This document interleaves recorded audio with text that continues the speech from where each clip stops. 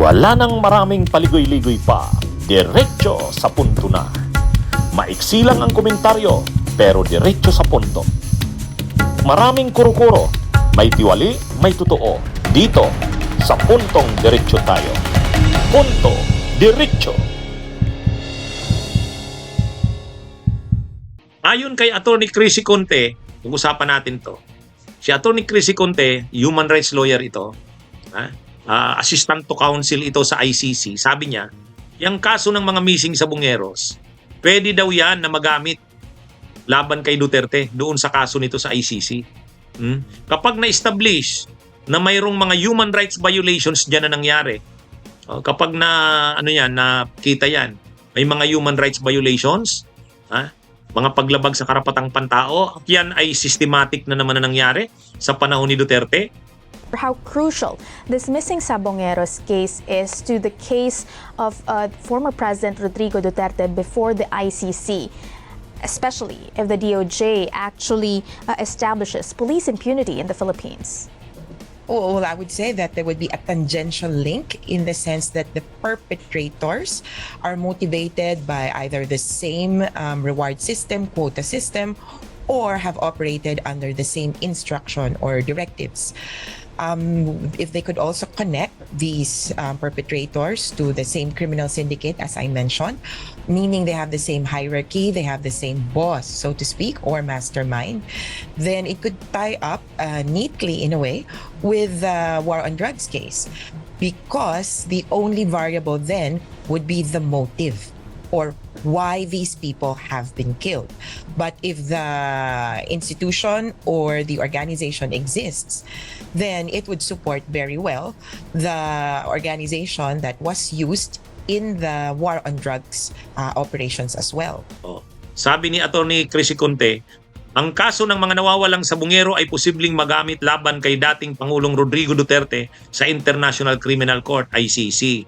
Sakaling mapatunayang may kaugnayan ito sa mga aligasyong paglabag sa karapatang pantao. Actually, doon nga si Bato de la Rosa, di ba? Binira si Bato de la Rosa ni doon. Nung pagdinig doon sa Senado niya, sabi ni Gretchen Barreto, ikaw ba Senator Bato, yan bang mamahaling relo mo saan galing? Yun. Natamimi si Bato noon eh.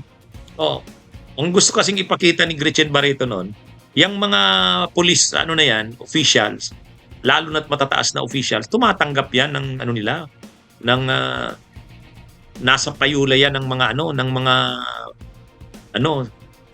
mga waiting lords, ng mga gambling lords.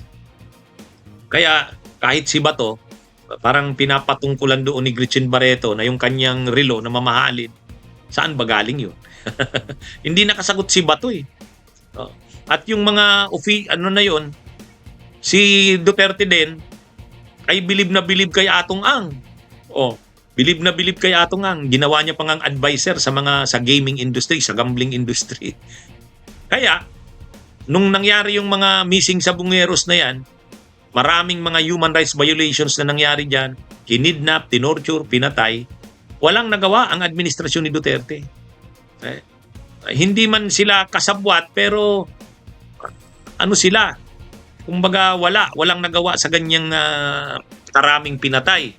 Kaya sabi ni Attorney Chrissy Conte, pag napatunayan na may mga human rights violations na nangyari diyan sa missing sabongeros, talagang bahagi naman yan, parang pattern na nangyari yan sa administrasyon ni Duterte, pwede na naman siyang mapanagot sa ICC niya. Pwedeng magamit na ebidensya yan. Anong koneksyon? Pag-i-establish ng pattern na ang administrasyon ni Duterte ay puno ng mga violations sa human rights. Hindi lang dun sa drug war, kundi sa mga ganyang parang na-protect, hindi nagalaw yung mga gambling lords na may mga kriminang nagawa. Yan. Kaya sabi ni Attorney Chrissy Conte, pag na-establish yung ganyang bagay, magagamit yan. Yung issue ng missing sabongeros, magagamit yan sa ICC laban kay Duterte. Mabigat yan. Kasi kapag nalaman yan ng ICC, nangyari yung ganyan? Mga sabongeros, cockfighting aficionados, mga involved diyan sa sa cockfighting, tapos pinagpapatay. Itinapon doon sa Taal Lake. Matindi yan. Doon makikita na may establish na yung pattern na panahon ni Duterte ang mga human rights violations ay malawakan. Hindi talaga, kumbaga, hindi gumawa ang gobyerno o ang estado, ang administrasyon ng mga bagay para sugpuin yan. Kasi kahit nga doon sa patayan sa campaign sa kampanya sa illegal na droga, ang dami ring napatay. Tapos diyan sa missing sa Bungeros, ang dami rin. Walang nagawa ang gobyerno. Parang tinutolerate yung mga patayan. Yan, pag na-establish yung ganyang pattern doon sa missing sa Bungeros case, magagamit yun, yung ganong pattern o drone para i-establish na ang administrasyon Duterte ay puno ng mga human rights violations. Kaya tama diyan sa punto na yan si Attorney Chrissy Conte. Yung mga ebidensya, testigo sa missing sa Bungeros case ay pwedeng magamit sa ICC.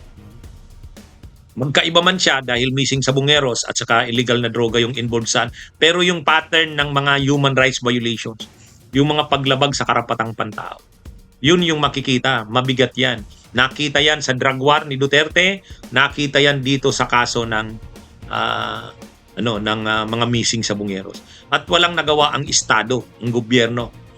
Tuloy, panahon ni Duterte, wala talagang nagawa dyan sa missing sa Bungeros na yan. Yun nga ang sabi ni Ombudsman Boying Rimulya. Sabi niya, pag upo niya bilang Secretary of Justice, yan kaagad yung inasikaso niya. Dahil grabe talaga yung grabe yung ginawang krimen dyan, karumal-dumal. Ang daming pinatay na mga sabungeros. Winala muna, dinukot, kinidnap, tapos pinatay. At bago pinatay, tinorture. Kaya sabi ni Ombudsman Boying, pag upo nila, siya bilang Secretary of Justice pa noon, isa talaga yan sa naging mabigat nilang hinarap na kaso yang tungkol sa missing sa Bungeros. O yan, mga kabunyog, mga kababayan, magandang araw sa inyong lahat. Mabuhay po tayo. Bunyog, bunyog, halikan na kasama ka. Bunyog, kapag buklod ay may pag-asa. Luzon, Visayas, Mindanao, isa ang pananaw. Sa bagong Pilipinas ang bunyog isisigaw. Bunyog.